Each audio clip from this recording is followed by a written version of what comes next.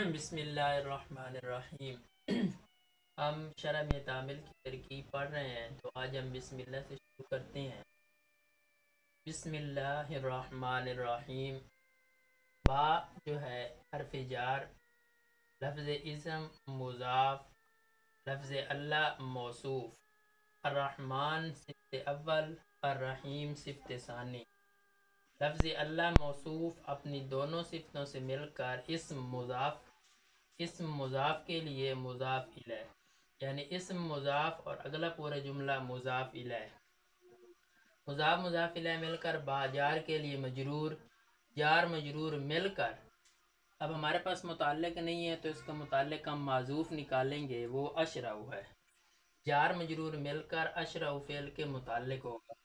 اشرع فعل ضمیر آنا اس کا فاعل، تو اشرع فعل اپنے فاعل اور متعلق سے مل کر یہ لفظاً جملہ فعلیہ خبریہ ہوگا اور معناً جملہ انشائیہ بنے گا۔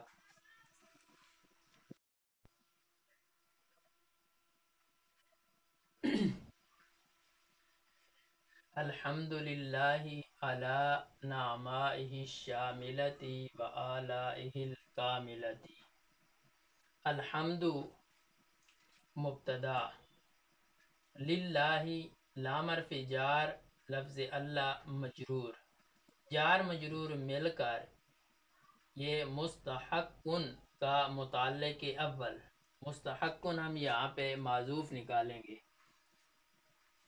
الی حرف جار، نعمائہ مضاف مضاف الیہ مل کر موصوف، الشاملۃ صفت، موصوف صفت مل کر مرکب توصیفی ہو کر معطوف علیہ، واو عاطفہ، آلائہ مضاف مضاف الیہ مل کر موصوف، الکاملۃ صفت، موصوف صفت مل کر مرکب توصیفی ہو کر یہ معطوف، نعمائہ الشاملۃ یہ معطوف علیہ، واو عاطفہ، آلائہ الکاملۃ معطوف، معطوف علیہ معطوف مل کر یہ مجرور بنے گا علی حرف جار کے لیے، تو جار مجرور مل کر یہ متعلق ثانی ہوگا جو ہم نے معذوف نکالا تھا مستحقن کا، تو مستحقن اپنے نائب فاعل ہوا ضمیر اور دونوں متعلقوں سے مل کر یہ خبر بنے گی